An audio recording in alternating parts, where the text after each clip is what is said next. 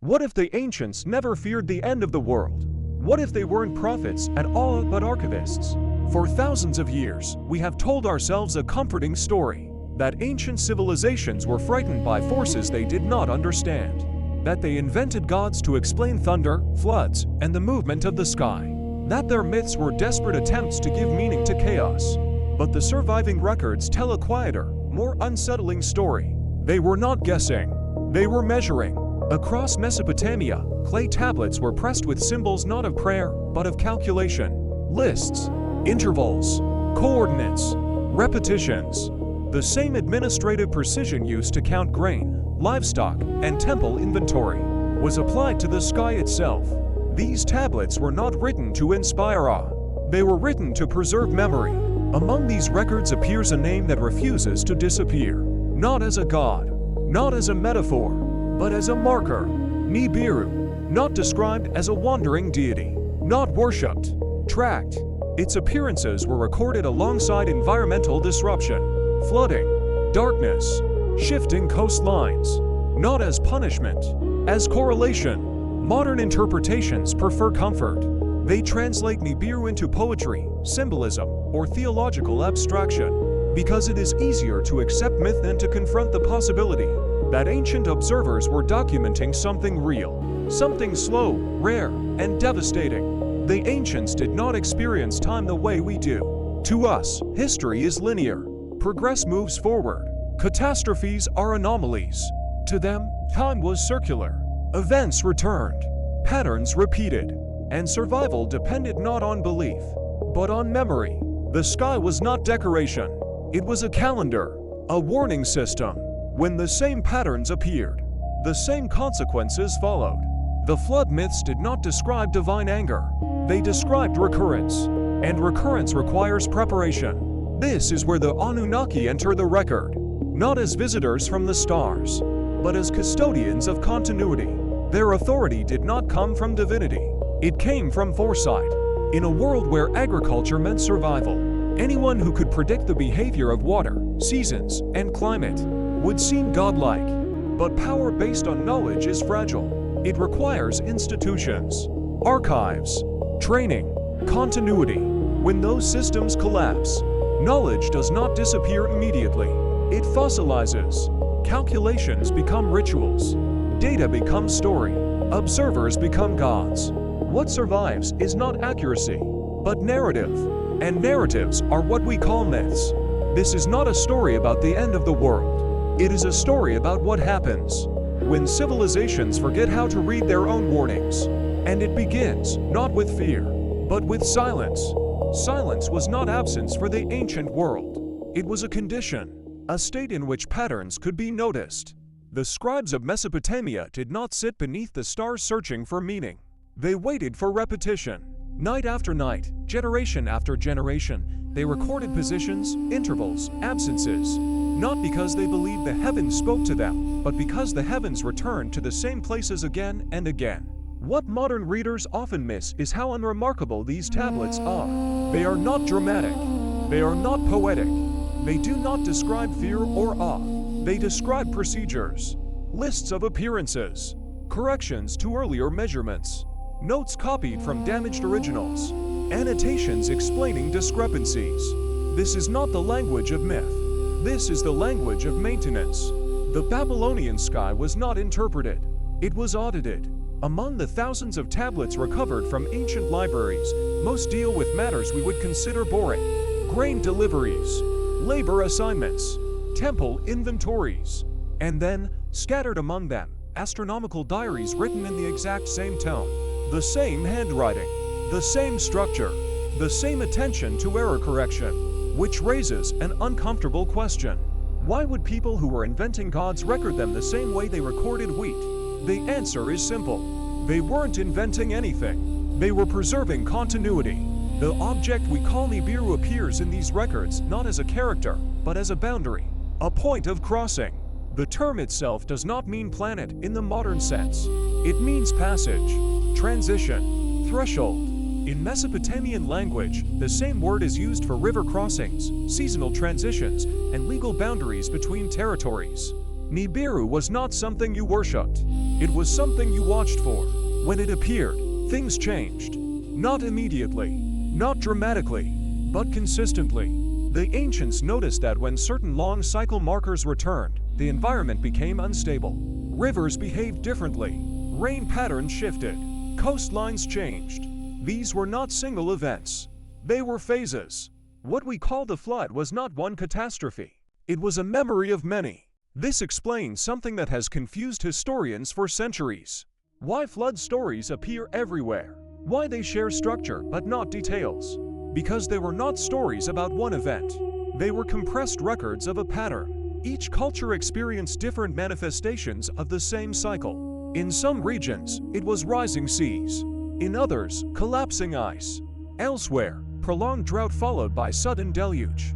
The mechanism did not need to be understood, only the timing. This is where the Anunnaki emerge from abstraction into clarity. Their name does not designate species or origin. It designates role. They were those who carried the authority of long memory. In a world where most human knowledge died with the individual, their power came from something rare. Inheritance of data. Their councils were not gatherings of gods. They were assemblies of record keepers. Their judgments were not moral. They were predictive. When texts say the Anunnaki decreed fate, they are not describing divine will. They are describing forecast outcomes.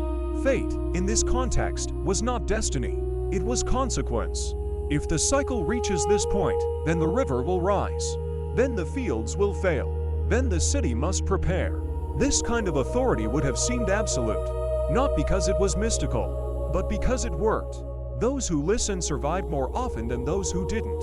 And survival creates mythology very quickly. Over time, the system that preserved this knowledge became complex. It required schools, archives, specialists. The knowledge itself was not secret. Its preservation was. Because if everyone knew the cycle, no one could control the response. So the data was layered. Basic patterns were taught widely. Planting seasons, festival timing. Deeper calculations were restricted. Preserved in temple archives, encoded in ritual and architecture. This was not deception, it was redundancy. Because redundancy is how information survives collapse. Stone structures encoded astronomical alignments. Ritual calendars encoded timekeeping. Myths encoded memory when literacy failed. Each layer protected the same core knowledge in a different format. When the system functioned, it produced stability. When it failed, it produced gods. Because once the calculations were lost, only the stories remained. And stories without context become belief. This transformation did not happen overnight. It took centuries. The scribes themselves noticed it happening. Later tablets contain explanations for earlier terminology, clarifications added by hands that no longer fully understood what they were copying. Knowledge was already degrading. By the time empires collapsed and libraries burned, the damage was irreversible. What survived was not the warning system, but its echo. A world-ending flood became divine punishment. A recurring cycle became a one-time apocalypse. And the Anunnaki became gods. Not because they were imagined that way at first, but because the infrastructure that defined them was gone. This is the quiet tragedy hidden beneath ancient mythology. The loss of context masquerading as revelation. And this brings us to the most unsettling possibility of all. If ancient civilizations tracked cycles longer than a human lifetime, if they preserved memory across collapses, if they encoded warnings into myth because myth survives disaster, then what warnings are we inheriting now without understanding them? Modern civilization believes itself immune to this process. We trust data centers instead of temples, algorithms instead of calendars. But the principle has not changed. Knowledge still requires infrastructure, and infrastructure still collapses. The ancients did not fear the end of the world. They feared forgetting how it works. And in that fear, they may have understood something we have not yet learned to see. Not the certainty of catastrophe, but the danger of ignoring cycles simply because they move too slowly for one lifetime to notice. The story continues. Not forward, but around. The longer one listens to the ancient record, the clearer one pattern becomes. Civilizations did not collapse because they lacked intelligence. They collapse because intelligence requires continuity. The most fragile element of any advanced society is not its buildings, its armies, or even its population. It is its memory. In the ancient world, memory was not abstract. It was physical, pressed into clay, carved into stone, repeated in ritual. And yet even this was not enough. Every system designed to preserve knowledge assumes one thing above all others: that there will be a next generation capable of understanding it. This assumption failed more than once. Archaeological layers across the ancient world show abrupt discontinuities. Cities abandoned in a single generation. Trade networks collapsing almost overnight. Writing systems vanishing entirely. These are not slow declines. They are ruptures. And when rupture happens, knowledge does not fade gracefully. It fragments. The most complex ideas disappear first, not because they are least important, but because they require the most infrastructure to maintain. Advanced astronomy cannot survive without schools. Schools cannot survive without surplus. Surplus cannot survive without environmental stability. Break any one of these links, and the chain snaps. This is why ancient knowledge so often reappears as myth. Not because people became irrational, but because myth is what survives when calculation cannot. A formula requires literacy. A story requires memory. When the institutions that trained scribes collapsed, when temples burned and archives fractured, what remained were the narratives. And narratives remember shape, not precision. They remember that water rose, that darkness came, that some were warned, that others were not. They do not remember orbital periods. They do not remember cycles measured in millennia. But the fear embedded in them is not fear of gods. It is fear of repetition. The fear that what happened once will happen again. In Mesopotamia, this fear took architectural form. Ziggurats were not built simply to reach the sky. They were built to watch it. Their elevation allowed uninterrupted views of the horizon. Their alignments matched solstices and equinoxes. Their steps encoded ratios that mirrored celestial movements. They were observatories disguised as temples, and temples disguised as stories. The priesthood that operated these structures did not exist to perform miracles. They existed to prevent surprise. Prediction was the highest form of power. If you could announce a flood before the waters rose, if you could advise planting before the rains came, if you could foresee famine years in advance, you would not need force to rule. People would follow you because survival followed you. This is the context in which the Anunnaki make sense. Not supernatural beings descending from the heavens, but a class defined by function. They were the ones who knew when. This knowledge could not be widespread, not because it was evil, but because it was fragile. Too many interpreters would distort it. Too many hands would introduce error. So it was protected through restriction. Only those trained from youth could access the deepest records. Only those initiated into the system could interpret the signs. This created hierarchy, not of blood, but of memory. And when that hierarchy failed, it failed catastrophically, because when memory dies, power becomes symbolic. This is why kings continued to perform astronomical rituals long after they no longer understood them. The actions remained. The reasons vanished. Rituals were preserved because they had always been done. Calendars were followed because they were sacred. But sacred is what we call things whose purpose we no longer understand. By the late Babylonian period, scribes were already struggling to interpret older tablets. Glosses appear in the margins. Explanations added for terms once considered obvious. This is the sound of knowledge slipping. The collapse accelerated with conquest. Libraries burned. Schools closed. Priesthoods were dispersed. The chain of transmission broke.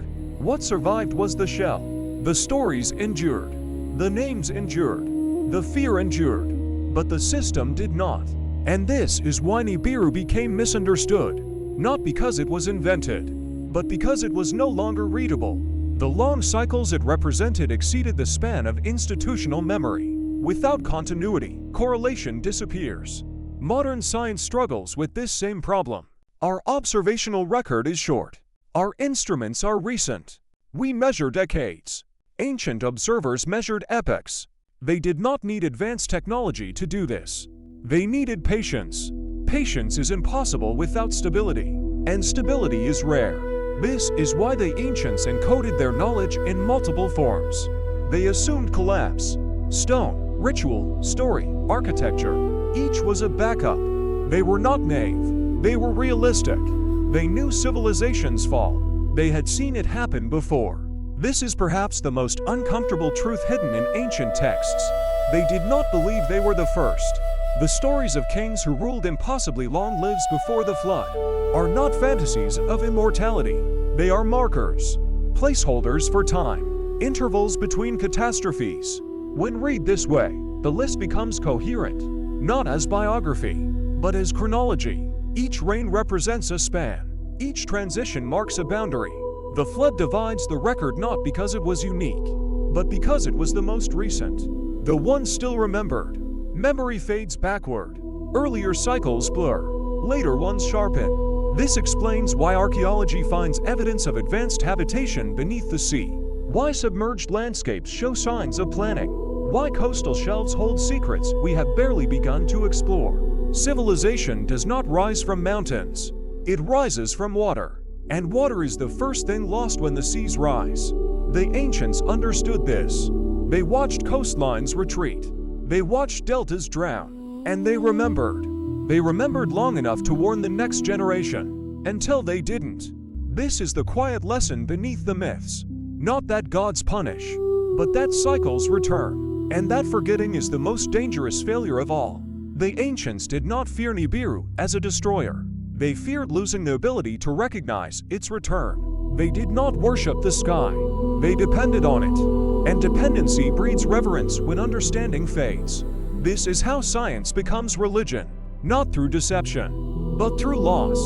The story we inherited is incomplete, but it is not meaningless. It is a warning preserved in the only form capable of surviving collapse. Story. And as you listen now, slipping gently toward rest, remember this. The most important knowledge is not what predicts the end. It is what survives long enough to warn the beginning again. The ancient world understood something modern culture prefers to forget. That survival is not guaranteed by progress, only by memory. They watched civilizations rise and vanish long before history had a name. They inherited ruins built by people whose languages were already dead. They walked through stone corridors without knowing who designed them or why. This experience shaped everything. To them, collapse was not hypothetical. It was historical. They knew that no matter how advanced a society becomes, it remains vulnerable to forces that operate beyond the span of human attention. Rivers shift. Coastlines retreat. Climate oscillates. The sky repeats itself. These were not abstract ideas. They were lived realities. What separated those who survived from those who vanished was not strength or belief, but preparation. Preparation required time. Time required record. Record required continuity. And continuity was rare. This is why ancient cultures invested so heavily in systems that appear excessive to modern eyes. Why they copied the same texts again and again. Why they built monuments aligned with the sky. Why they ritualized calendars. None of this was decorative. It was defensive. They were building memory into the world itself. When writing failed, architecture remembered. When architecture collapsed, ritual remembered. When ritual degraded, story remembered. Each layer existed because the one above it was expected to fail. This expectation was not pessimism. It was realism. The ancients did not believe their civilization would last forever. They believed it would end. The only uncertainty was when. This is why time mattered more than explanation. They did not need to know why floods came. They needed to know when they tended to return. They did not need to know the mechanics of celestial motion. They needed to recognize patterns. Recognition is enough for survival. This approach shaped their view of authority. Power did not come from violence alone. It came from anticipation. Those who could see further into time appeared to rule the present. This is the origin of divine kingship. Not arrogance, but dependency. If your ruler could tell you when to plant, when to store grain, when to flee, then your life quite literally depended on their foresight. Over generations, this dependency hardened into reverence. The knowledge holders became untouchable, not because they demanded worship, but because no one else could replace them. This created fragility. When knowledge concentrates, its loss becomes catastrophic.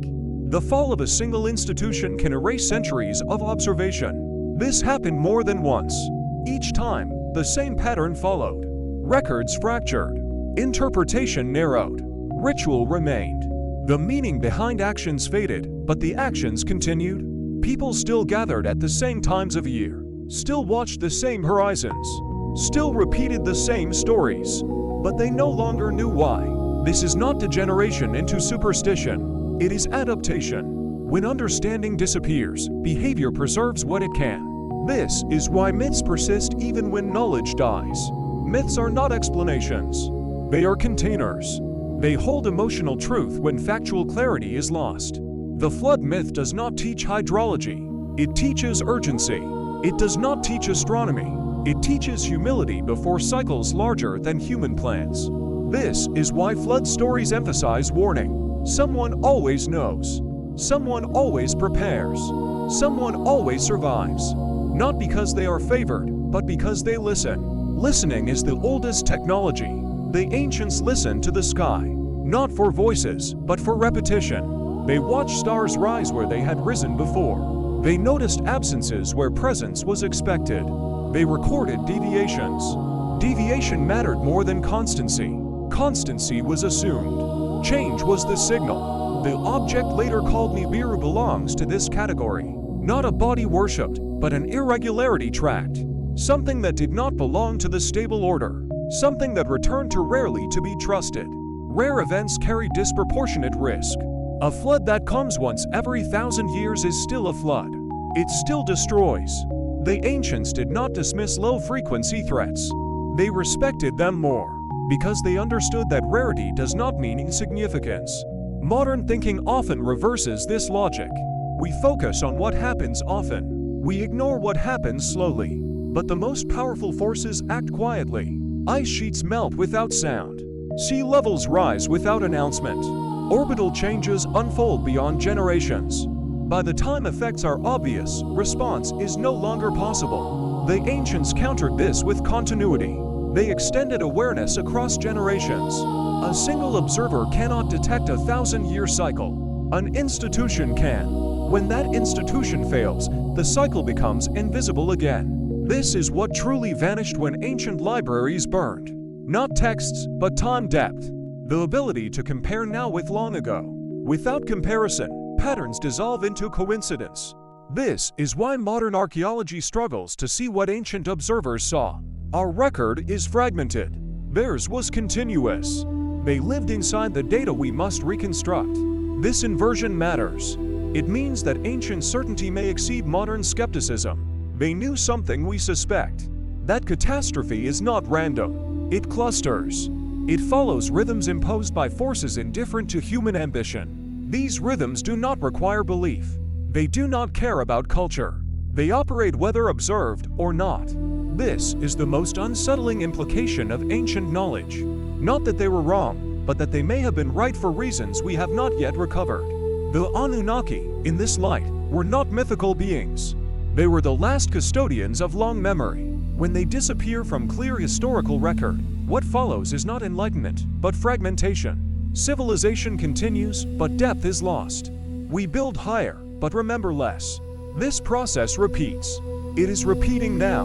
Our data grows faster than our ability to preserve context. Information multiplies, but understanding narrows. We store more than ever, but remember for less time. The ancients feared this outcome. They encoded redundancy not because they were primitive, but because they were cautious. They assumed future generations would misunderstand them. And they were correct. Yet something survived. Enough to raise questions. Enough to unsettle certainty. Enough to remind us that knowledge can outlive explanation, but not forever. As you continue to rest, let this thought remain quietly present. Civilizations do not end when buildings fall. They end when memory breaks. The ancient world did not fear darkness. It feared forgetting how to see in it. And that fear shaped everything they left behind. The ancient world did not measure time the way we do now. For them, time was not a line moving forward. It was a surface, slowly folding back on itself. Events did not disappear into the past. They sank beneath memory, waiting to rise again. This understanding shaped how ancient societies thought about survival. They did not expect continuity. They expected interruption. Every city was built with the knowledge that it could be lost. Every archive was created with the awareness that it might burn. Every generation assumed it would forget something essential. This was not despair. It was acceptance. They understood that civilization is temporary, but patterns are not. Floods recede, but return. Droughts end, but repeat. Cold ages fade, but come back. These were not myths to them. They were observations stretched across lifetimes. The greatest challenge was not recognizing a single catastrophe. It was recognizing the rhythm behind many. One storm teaches nothing. 10 storms begin to teach a lesson. 100 storms create memory. But no human lives long enough to see 100 cycles. So the ancients solved this problem the only way they could. They removed memory from the individual and embedded it in institutions. Institutions that watched the sky. Institutions that copied records. Institutions that trained successors before the previous generation was gone. This is why ancient knowledge feels heavy. It carries the weight of time it was designed to outlast. Modern thinking often imagines ancient observers as passive witnesses. But they were active archivists. They did not simply look at the sky. They compared it to what had been seen before. Comparison is the beginning of knowledge. Without comparison, everything feels unprecedented. With comparison, nothing is truly new. This is why ancient texts speak of returns, not endings. The flood was not the end of the world. It was the end of a phase. And phases repeat. What changed was not the planet, but the societies living on it. Some adapted, some vanished. Those that survived were not stronger. They were prepared. Preparation does not require prophecy. It requires memory. This distinction matters. Prophecy implies revelation. Memory implies continuity. The ancients trusted continuity more than revelation. They believed that if something had happened before, it would happen again, even if the interval was longer than any human life. This belief shaped their calendars. Ancient calendars were not clocks. They were warning systems. They marked not just days and seasons, but thresholds, moments when conditions tended to change, points where stability often failed. These moments were encoded in festivals, ritual pauses, and prohibitions. To an outsider, these look like superstition. To an insider, they were safeguards. Do not plant yet. Do not travel now. Do not build here. Such rules saved lives long after the reason was forgotten. This is how knowledge survives collapse. When explanation dies, habit remains. The Anunnaki fit into this system as operators, not deities. They were the custodians of continuity. Their authority came from the ability to say, not what will happen, but what usually happens next. That was enough. People do not need certainty to follow guidance. They need consistency. If predictions are accurate often enough, trust forms. Over time, trust hardens into reverence. This is how expertise becomes sacred. And when sacred knowledge loses its technical foundation, it does not disappear. It transforms. Numbers become names. Cycles become stories. Observers become gods. This is not corruption. It is translation into a form that can survive. The most durable ideas are not the most precise. They are the most memorable. A story about a great flood will be retold. A table of orbital data will not. The ancients knew this. That is why they did not choose one method of preservation. They chose many. Clay tablets for precision. Stone architecture for alignment. Ritual for timing. Myth for memory. Each layer assumed the failure of the others. This redundancy is the hallmark of a system designed by people who expected disaster. Not hoped for it. Not worshipped it. Expected it. This expectation was justified. Geological records show repeated disruptions. Sea levels rising in pulses. Ice sheets collapsing rapidly. Climate flipping states faster than ecosystems could adapt. These events did not announce themselves. They accumulated quietly. By the time the change was obvious, it was irreversible. The ancients could not stop these processes, but they could anticipate them. Anticipation allowed relocation, storage, selection. It allowed survival. This is why so many flood stories include a warning. Someone always knows beforehand. Not because they were chosen, but because they were watching. Watching requires patience. Patience requires stability. And stability is always temporary. This is why ancient knowledge appears to fade and return. It is not rediscovered. It is reconstructed from fragments. Fragments left behind by people who assumed someone else would finish the work. Sometimes they were right. Sometimes they were not. The loss of ancient knowledge is not a mystery. It is a consequence. Knowledge does not survive on importance alone. It survives on infrastructure. When infrastructure collapses, even the most vital information becomes optional. Food matters more than memory in the moment. After catastrophe, societies simplify. They keep what works immediately. They discard what does not. Complex astronomy becomes seasonal observation. Mathematics becomes counting. Engineering becomes imitation. This is not failure. It is triage. Only later does loss become visible. By the time a culture realizes it has forgotten something essential, the people who knew it are already gone. This has happened before. It will happen again. The ancient world was aware of this cycle. That awareness is embedded in its myths, not as fear of punishment, but as fear of forgetting. Forgetting how to prepare. Forgetting how to read signs. Forgetting that stability is temporary. This fear is quieter than apocalyptic terror, but far more rational. The ancients did not fear the end of everything. They feared being surprised by it. Surprise is deadly. Preparedness is quiet. It does not announce itself. It waits. This is why ancient wisdom often feels understated. It does not shout. It repeats. Repetition is how memory outlives explanation. As you listen now, you are participating in the same process. The details may fade. The structure remains. A sense that things return. That time folds. That forgetting is dangerous. You do not need to believe any of this. Belief is irrelevant. Recognition is enough. Recognition that civilizations rise and fall. That knowledge degrades. That patterns outlast people. The ancients did not leave answers. They left reminders. Reminders to watch, to record, to remember longer than one life. And when that becomes impossible, to encode what matters into stories that survive anyway. This is why you are listening now. Not to learn facts, but to absorb a rhythm that has carried humanity through collapse before. Slow, repeating, unconcerned with individual lives. Just like sleep. Sleep is a rehearsal for forgetting, and waking is a reconstruction from fragments. Every night, memory dissolves. Every morning, it reforms. Civilizations do the same thing. They forget. They remember partially. They rebuild. And in the gaps, stories remain. Stories like this one. Not to warn you of an ending, but to remind you that endings have happened before. And that survival has never depended on certainty, only on memory that lasts long enough to be passed on one more time.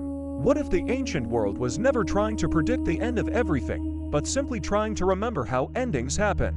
Not as prophecies, not as visions, not as divine warnings, but as patterns that return quietly, slowly, and without emotion. Patterns that do not announce themselves as disasters until it is already too late to stop them. The modern mind is trained to expect drama. We imagine collapse as sudden, violent, loud. Fire in the sky, water rising overnight, the ground breaking open. But the ancient record does not describe collapse this way. It describes it as gradual, cumulative, almost polite. A little more water each year, a little less stability each season. A subtle change in timing that only becomes obvious when memory stretches far enough back to compare. This is the first misunderstanding we inherit when we read ancient texts. We assume fear, but what we find instead is patience. The people who pressed symbols into clay under the night sky were not waiting for gods to speak. They were waiting for repetition. They watched the same stars return to the same positions. They noticed when something did not return as expected. They recorded absences as carefully as presences. For them, what mattered most was not what happened once, but what happened again. This way of thinking requires a different relationship with time. Not time as a straight line, but time as a slow-moving circle, a surface that folds back onto itself. What has passed is not gone. It is simply waiting to return. In such a world, the future is not unknown. It is incomplete. The ancient observers understood that no single lifetime could reveal the full structure of reality. A human life is too short. A dynasty is too brief. Even an empire is a moment when measured against the sky. So they solved the problem in the only way available to them.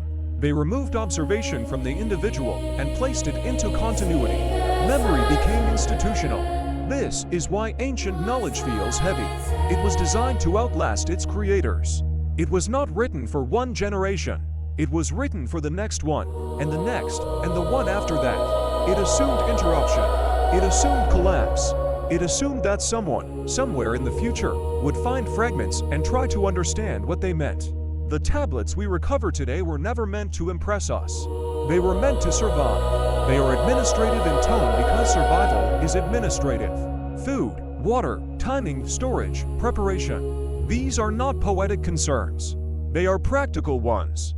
The same mindset that tracks grain inventories tracks the sky, because both determine whether a city eats or starves. This is why ancient astronomical records look so strange to modern readers. They are calm where we expect awe.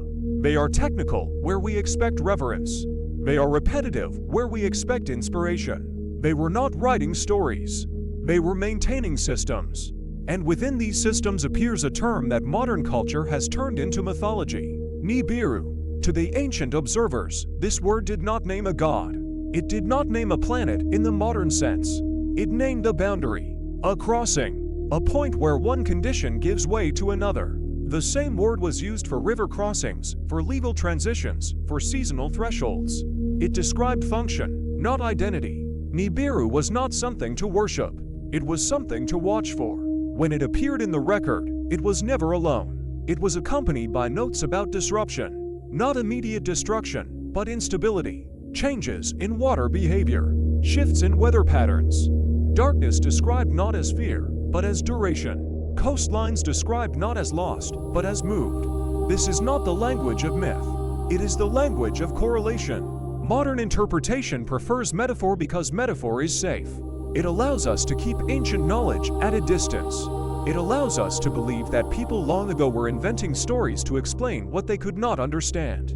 But the consistency of the record tells a different story.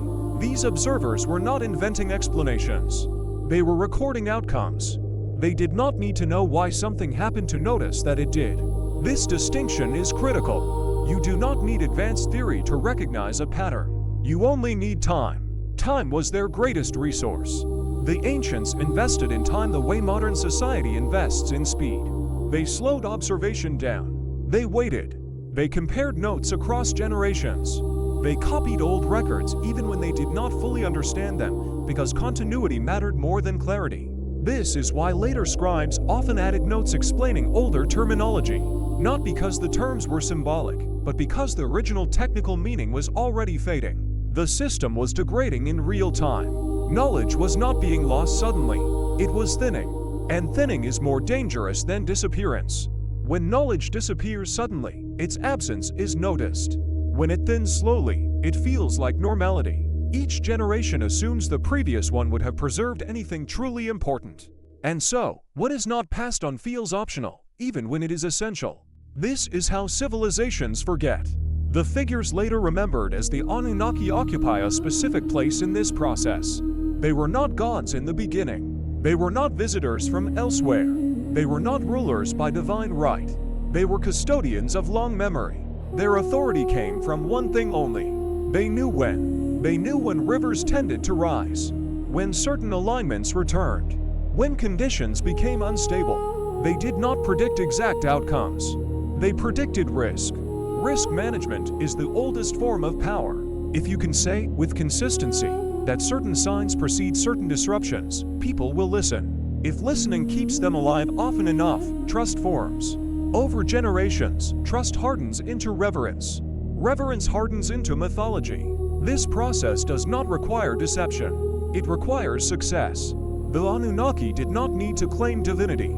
They only needed to be right more often than they were wrong. Over time, their role became inseparable from the survival of society itself. When society no longer understood how this knowledge worked, the role remained, but the explanation vanished. This is how experts become gods. Not because they are supernatural, but because the system that explains their expertise collapses. This pattern repeats across cultures. In Egypt, in Mesopotamia, in the Indus Valley, in Mesoamerica, wherever long-term observation existed, a specialized class emerged to preserve it. Wherever that class lost continuity, its knowledge transformed into ritual. Ritual is not meaningless behavior. It is behavior that has lost its explanation. Calendars became sacred. Timing became taboo. Certain days became dangerous. Certain actions became forbidden. These rules often saved lives long after no one remembered why. Do not plant yet. Do not travel now. Do not build here. These instructions worked even when the logic behind them was forgotten. This is why myths survive collapse. They encode behavior, not theory. The flood stories that appear across the world are not descriptions of a single event. They are compressed memories of many. They share structure because the pattern they describe is the same. Water rises. Order fails. Those who prepare endure. Those who do not vanish. This narrative does not require belief. It requires recognition. Modern readers often ask whether these floods really happened. The better question is how many times they happened. Geological records show that sea levels do not rise smoothly. They rise in pulses. Rapid changes followed by long periods of relative calm. To the people living through them, these pulses would feel like the end of the world, especially to coastal societies, where civilization begins. The ancients understood that civilization is born near water and destroyed by it. This is why so many early cities cluster around rivers and deltas. This is also why so many ancient settlements now lie beneath the sea. What we call prehistory may simply be history we have not yet reached underwater. The observers who tracked the sky were not separate from those who managed the land. Astronomy and agriculture were one system. Timing was everything. Plant too early, and floods destroy crops. Plant too late, and drought kills them. Survival depended on reading cycles accurately. This is why the sky mattered so much. Not because it was mysterious, but because it was reliable. The sky repeats itself more faithfully than the earth does. When something in the sky deviated from expectation, it mattered. It suggested that conditions below might also change. Not immediately, but eventually. The warning was not loud. It was subtle. This subtlety is what modern culture struggles with most. We are trained to respond to emergencies, not to slow signals. We react to disasters after they arrive. The ancients tried to recognize them before they formed. This difference is not about intelligence. It is about time horizon. The ancient world extended its horizon beyond the individual. Modern society rarely does. This is why ancient knowledge can feel unsettling. It implies patience we no longer practice. It suggests that some dangers cannot be managed within a single lifetime. It asks us to consider responsibility beyond personal experience. This is uncomfortable, so we turn ancient observers into myth makers. We label their records as symbolic. We reassure ourselves that we know better now. But certainty does not come from technology alone. It comes from memory. And memory is fragile. The story you are listening to now is not meant to convince you of anything. It is meant to slow you down, to place you inside a way of thinking where repetition matters more than novelty, where the past is not dead, but incomplete. The ancients were not obsessed with the end. They were obsessed with the interval, the space between disruptions, the time available to prepare, the window in which memory still functioned. They understood that survival is not heroic. It is procedural. It happens quietly, long before anyone notices. And when it works, it leaves very little evidence. This way of thinking changes how one understands power, collapse, and survival. In the ancient world, the most dangerous moment was never the catastrophe itself. It was the moment just before it, when the signs were present but ignored, when memory still existed but was no longer trusted. The ancients understood that warning signs rarely feel urgent. They appear ordinary, as season arrives slightly earlier than expected. A river behaves differently than it did in remembered years. The stars return to familiar positions, but the interval feels wrong. These are not alarms. They are discrepancies. Discrepancies only matter to those who remember what normal once looked like. This is why ancient societies placed such importance on elders, scribes, and record keepers. Not because age itself was sacred, but because age extended memory. A person who had seen 50 seasons could notice changes invisible to someone who had seen 10. A family that remembered stories of earlier floods could recognize danger sooner than one that did not. But even elders forget. Even stories distort. This is why memory was externalized. pressed into clay, carved into stone, embedded into ritual repetition. Ritual was not superstition, it was error correction. By repeating the same actions at the same times, societies reduced drift. They anchored behavior to patterns older than any living individual. When conditions matched those patterns, the response followed automatically, even if no one remembered why. This is the quiet brilliance of ancient systems. They did not rely on constant understanding. They relied on continuity. Continuity does not require belief. It requires discipline. When modern observers look back, they often underestimate how deliberate this discipline was. They imagine ancient people as passive recipients of tradition. But tradition itself was engineered. It was designed to be hard to change, precisely because change was dangerous. This rigidity could feel oppressive, and sometimes it was. But it also preserved life. The most fragile knowledge was always the deepest. Not because it was secret, but because it was complex. Complex systems require training, interpretation, and correction. They do not survive simplification. When collapse came, societies did not choose to forget astronomy or long-cycle observation. They were forced to. The immediate needs of survival consumed attention. Planting, harvesting, shelter, defense. These demands left little room for abstract calculation. Over time, the parts of knowledge that did not produce immediate benefit were dropped. Not because they were unimportant, but because they were expensive to maintain. This is how knowledge dies. Not violently, but economically. What remains are fragments. Enough to shape behavior, not enough to explain it. This is why later generations inherited myths instead of models. The model required infrastructure. The myth required memory. The flood stories that survived were not warnings of divine anger. They were reminders of vulnerability. They taught humility toward forces that operate beyond human control. They taught that survival favors those who prepare early, not those who react late. In every version of the flood story, preparation happens quietly. The warning is given in advance. The work is tedious. Gathering materials, measuring, building, waiting. There is no drama in preparation. Drama arrives only for those who ignored the signs. This structure appears again and again because it reflects a universal truth. Preparation never feels urgent until it is too late. Those who prepare are often mocked. Those who do not, panic. The ancient world encoded this lesson deeply. They also encoded another lesson, more subtle and more unsettling. That knowledge itself is vulnerable. The Anunnaki, as they appear in later texts, are often portrayed as judges, decision-makers, and determiners of fate. But fate, in this context, does not mean destiny in a mystical sense. It means outcome given conditions. If this alignment occurs, then this follows.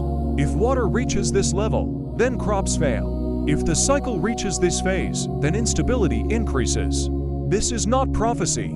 It is conditional reasoning. Over time, as the technical language of these conditions faded, fate became moralized. What was once outcome became judgment. What was once calculation became decree. This transformation was not intentional. It was inevitable. When people lose the ability to understand how a system works, they explain its effects in the only language they have left. Moral language. Religious language. Story. This does not make them foolish. It makes them adaptive. The tragedy is not that myth replaced science. The tragedy is that myth replaced memory. Memory of how the warnings were generated. Memory of how cycles were tracked. Memory of how preparation was timed. Once that memory was gone, all that remained was fear without context. This is where modern culture often misreads ancient anxiety. We assume they feared punishment. But what they feared more was repetition without recognition. They feared living through the same collapse again without knowing it had happened before. They feared rebuilding on unstable ground, unaware that the ground had failed in the same way in earlier cycles. They feared mistaking temporary calm for permanent safety. These fears are rational. Geology confirms that the Earth does not change smoothly. It changes in bursts. Rapid shifts followed by long periods of relative stability. Human societies tend to form during stable periods and suffer during transitions. The ancients may not have known the mechanisms behind these transitions, but they recognized the pattern. Recognition is enough. This recognition shaped their cosmology. Not a universe governed by randomness, but by rhythm. Not chaos, but recurrence. The sky was the most reliable clock they had. It did not lie. It did not forget. It returned to the same positions with predictable regularity. When something in the sky did not behave as expected, it signaled that the deeper rhythm might be shifting. This does not require Nibiru to be a literal planet in the modern sense. It requires only that ancient observers tracked irregular markers alongside regular ones. Long-period comets, unusual conjunctions, deviations that did not fit established categories. These anomalies mattered precisely because they were rare. Rare events have disproportionate consequences. Modern risk assessment understands this well. Low-frequency, high-impact events dominate long-term outcomes. The ancients understood this intuitively. They did not dismiss rarity as irrelevance. They treated it as danger. This mindset required patience and humility. It required accepting that some threats cannot be verified within one lifetime. It required trusting records older than oneself. Trusting records is difficult. It requires faith in continuity. When continuity breaks, trust collapses. This is why ancient societies invested so heavily in legitimacy. Authority had to be trusted across generations. If trust failed, the warning system failed. Kingship, ritual, divine sanction. These were not arbitrary inventions. They were tools to maintain continuity of instruction. If people obeyed calendars and rituals because they were sacred, the system worked even when understanding faded. This is not manipulation, it is resilience. Modern societies rely on explicit understanding. When understanding fails, compliance fails. Ancient societies relied on implicit obedience. When understanding failed, behavior persisted. Both approaches have strengths. Both have weaknesses. The ancient approach preserved behavior longer. The modern approach allows faster adaptation when knowledge is intact. But when collapse happens, speed becomes liability. Systems that require explanation collapse faster than systems that require habit. This is why ancient knowledge, though degraded, survived thousands of years. And modern knowledge, though precise, may not. This is not a judgment. It is an observation. The story you are listening to is shaped by this understanding. It does not rush. It does not resolve. It repeats ideas gently, allowing them to settle. Repetition is not redundancy. It is reinforcement. The ancients repeated because repetition survives forgetting. As you listen, you may notice that nothing dramatic happens. There is no climax, no revelation, no final answer. This is intentional. Ancient warning systems did not provide certainty. They provided orientation. Orientation does not tell you exactly what will happen. It tells you how to position yourself when change arrives. This is the deepest lesson preserved in ancient myth. Not that the world will end, but that it will change. And that change follows patterns older than memory. To recognize those patterns requires slowing down, looking backward further than feels comfortable, trusting that the past contains usable information, even when it does not look scientific by modern standards. The ancients were not ignorant of uncertainty. They lived inside it. Their response was not denial. It was preparation. Preparation is quiet. It does not announce itself. It does not seek attention. It works in advance, or not at all. This is why those who prepare are often invisible in history. Their success leaves no dramatic record. They survive, rebuild, and continue. Those who fail leave ruins. History remembers ruins more easily than preparation. This biases our understanding. We see collapse everywhere and assume ancient societies were fragile. But fragility is often the result of lost preparation, not lack of intelligence. The ancient world may have understood its vulnerabilities better than we do. This is not because they were wiser. It is because they remembered longer. As this story continues, it does not move toward an ending. It moves toward recognition. Recognition that human civilization is not a straight ascent, but a series of adaptations across cycles we barely perceive. Recognition that knowledge is not permanent. It must be maintained deliberately or it degrades silently. Recognition that myths are not lies. They are survivors. They carry fragments of something once precise, once technical, once understood. Fragments are not useless. They are clues. The question is not whether the ancients were right or wrong about specific details. The question is whether we are listening to what remains. Listening requires patience. And patience, like memory, is a resource we often underestimate. Over very long stretches of time, civilizations do not disappear all at once. They thin. They lose density. Skills vanish unevenly. One generation still remembers how to do something, the next remembers only that it was once done, and the next remembers only a story about those who could do it. This gradual thinning is invisible while it happens. From inside, it feels like continuity. From outside, centuries later, it looks like mystery. This is why ancient ruins often appear more sophisticated than the cultures that followed them. It is not because later people were less intelligent. It is because intelligence without continuity cannot rebuild systems whose logic has been lost. Continuity is not stored in individual minds. It is stored in institutions, habits, and shared expectations. When those collapse, memory collapses with them. The ancient obsession with lineage, inheritance, and tradition was not nostalgia. It was infrastructure, a way to keep knowledge alive beyond individual lifespans. When modern people hear phrases like knowledge passed down from the gods, they imagine superstition. But what those phrases often meant was something simpler and more fragile. Knowledge passed down from people who are no longer alive. Once the original observers were gone, authority replaced explanation. This is how it has always been done. Replace this is why it works. This transition is subtle. It does not feel like loss. It feels like stability. Stability is comforting. It discourages questioning. And questioning is what keeps systems alive. Ancient systems were designed to reduce questioning, not because questioning was bad, but because questioning without full context is dangerous. Change made without understanding destroys more than it fixes. This tension between preservation and adaptation runs through every surviving myth. You can hear it in the way ancient stories warn against arrogance. Arrogance, in this context, does not mean pride. It means assuming the world will continue behaving as it always has. The flood narratives are warnings against that assumption. They say, quietly, that stability is temporary, that prosperity is conditional, that calm is not permanence. This is not pessimism, it is realism. The people who built long calendars and tracked long cycles were not obsessed with endings. They were obsessed with transitions. A transition is harder to notice than an ending. Endings announce themselves. Transitions unfold slowly, often unnoticed until they are irreversible. The sky was their early warning system, not because it caused disasters directly, but because it reflected deeper rhythms. Rhythms of ice and water, heat and cold, expansion and contraction. We now know that Earth's climate operates through feedback loops. Small changes amplify. Thresholds exist.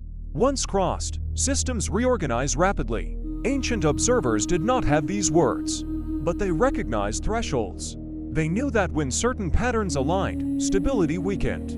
Rivers changed course. Weather became erratic. Harvests failed unpredictably. These were not random misfortunes. They were signals. Signals require interpretation. This is where the Anunnaki concept becomes important again. Not as beings, but as a function. Interpreters.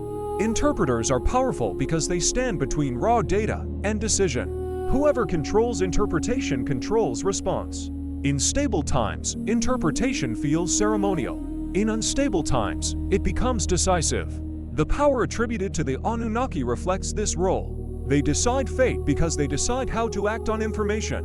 When the information is correct and the response is timely, survival follows. When the information is misread or ignored, collapse follows. Later generations remembered the authority, not the process. They remembered that the gods decided, not how the decision was reached. This is how technical elites become divine in memory, not because they claimed divinity, but because their tools were lost. When tools disappear, outcomes feel magical. Consider how modern technology might be remembered after collapse. Electricity becomes lightning. Data becomes prophecy. Algorithms become oracles. This is not speculation. It is pattern. Every civilization that loses complex systems mythologizes what it cannot rebuild. The ancients did the same. What makes Mesopotamian records unusual is how clearly we can still see the technical layer beneath the myth. Lists, tables, cycles, calculations. Dry, repetitive, bureaucratic. These are not the fingerprints of fantasy. They are the fingerprints of administration. Administration exists to manage reality, not escape it. The more threatening reality becomes, the more structured administration grows. This is why the most elaborate astronomical records appear during periods of instability, not during golden ages, but during times when margins were thin. Uncertainty drives observation. Observation drives record keeping. Record keeping drives memory. Memory drives survival. When any link in this chain breaks, the entire system weakens. The ancients understood this instinctively. They treated memory as a resource. Modern societies treat memory as storage. Storage is passive. Memory is active. Memory requires maintenance, repetition, and relevance. When knowledge stops being used, it decays. This is why ancient systems integrated astronomy into daily life. Planting, harvesting, festivals, law, legitimacy. Knowledge that governs survival stays relevant. Knowledge that exists only in archives disappears. This is another reason myths survived when calculations did not. Myths were used. Calculations were referenced. Use preserves. Reference decays. As you listen to this, you may notice how the ideas circle rather than progress. This mirrors how ancient knowledge was structured. Circular time is not primitive. It is resilient. Linear narratives create expectations of resolution. Circular narratives create endurance. A story that never truly ends can be entered at any point and still function. This is why flood stories reappear in different cultures with similar structures. They are modular. They adapt. The details change. The function remains. Function matters more than accuracy. Accuracy serves understanding. Function serves survival. When survival is threatened, function wins. The ancients encoded what mattered most. When to prepare, whom to trust, and what not to assume. They did not encode explanations of orbital mechanics in stories for children. They encoded caution. Caution is transferable. Calculation is not. This is why modern people searching for literal astronomical objects in ancient myth often miss the point. Whether Nibiru was a planet, a comet, or a symbolic marker is less important than what it represented operationally. It represented recurrence beyond a single lifetime. It represented events that no one could personally verify, yet everyone had to take seriously. This is a difficult concept for modern minds. We trust what we can measure directly. Ancient societies trusted what had been measured repeatedly by others. This difference matters. Our instruments are better. Our time horizon is shorter. Theirs were worse. Their horizon was longer. Which approach is safer depends on the threat. Slow threats reward precision. Long threats reward continuity. The ancients lived with long threats. Ice ages, sea level rise, river migration, desertification. These processes do not announce themselves with explosions. They creep. Creeping threats are invisible to short memory. This is why the idea of cycles mattered so deeply. Cycles imply return. Return implies memory. Memory implies responsibility. If something happened before, it can happen again. If it can happen again, ignoring it is a choice. This is the moral dimension of ancient myth.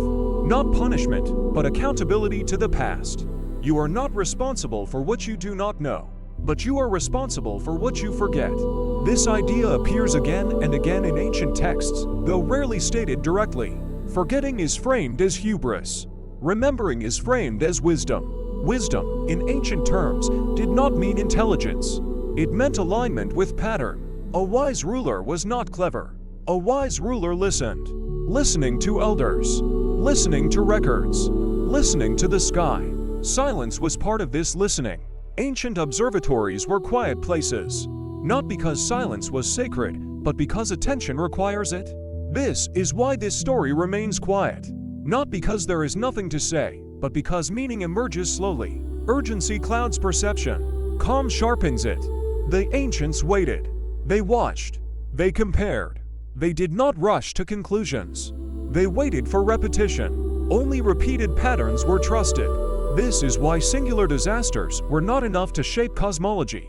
Only recurring ones mattered. A flood once is tragedy. A flood repeatedly is pattern. Pattern demands response. Response demands preparation. Preparation demands memory. Memory demands structure. Structure demands discipline. Discipline demands authority. Authority demands legitimacy.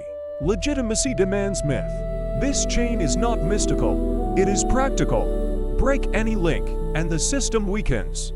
The Anunnaki myths sit in the middle of this chain. They are not origin stories. They are maintenance stories. They explain why authority exists, why rituals persist, why obedience matters even when reasons are forgotten. Without such stories, systems fragment quickly. Modern societies rely on explicit explanation instead.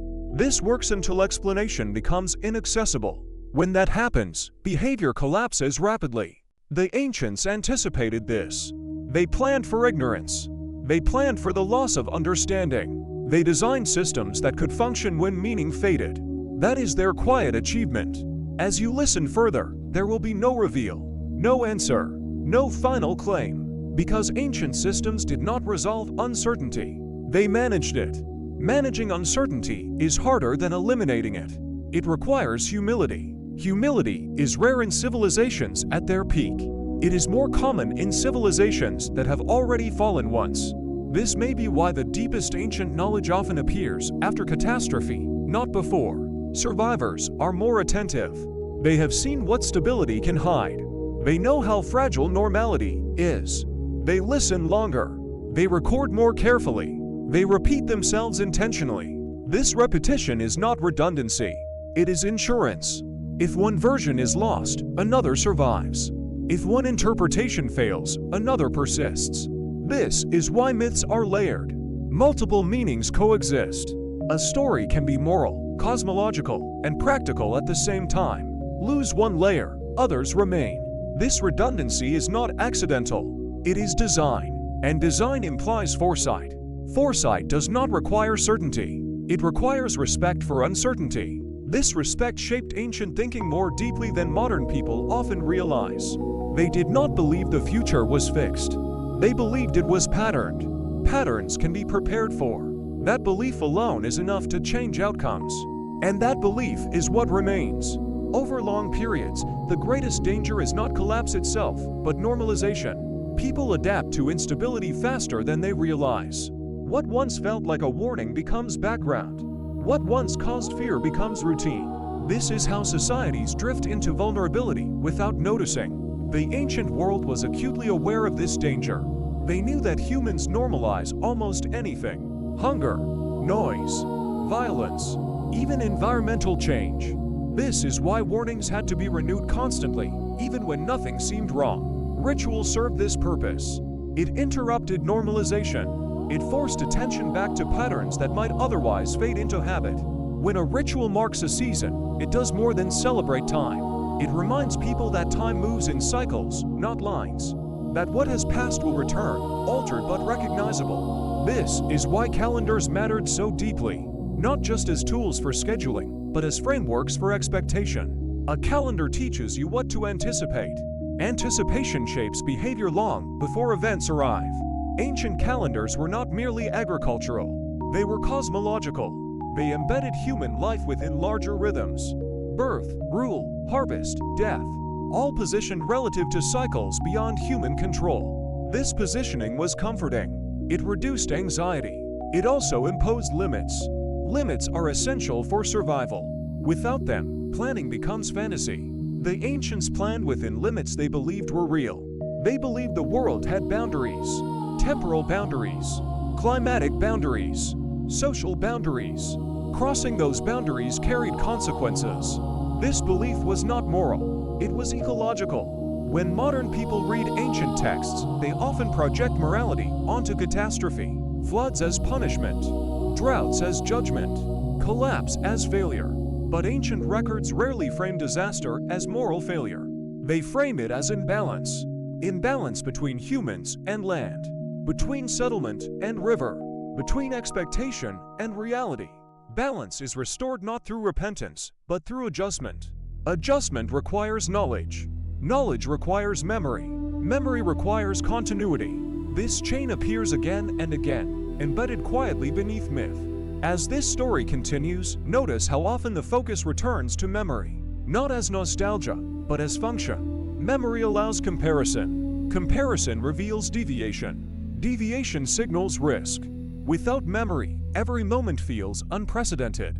Unprecedented events cannot be predicted. The ancients feared unpredictability more than danger. Danger could be managed. Unpredictability could not. This is why they preferred cyclical models. Cycles reduce uncertainty by framing events as returns rather than surprises. Even catastrophic cycles are easier to face than chaos. Chaos offers no preparation. Cycles offer timing. Timing is power. The ability to act earlier than others is the foundation of authority in unstable environments. This is why those who controlled calendars and observations often controlled society, not through force, but through foresight. Foresight does not require certainty. It requires pattern recognition. Pattern recognition improves with time. This is why elders mattered, why archives mattered, why repetition mattered. Modern societies often discount elders and archives because innovation moves faster than memory. Speed replaces depth. Speed feels powerful. Depth feels slow. But slow systems survive shocks better than fast ones. This is another lesson encoded in ancient thought. Speed dominates short timescales. Stability dominates long ones. The ancients lived on long timescales. Their cities were meant to last centuries. Their rituals millennia. This does not mean they succeeded perfectly. Many failed. But the intent matters. Intent shapes structure. Structures outlive intentions. This is why we can still read their records. Even damaged, fragmented, incomplete, they persist. Persistence itself is information. It tells us what ancient societies valued enough to preserve.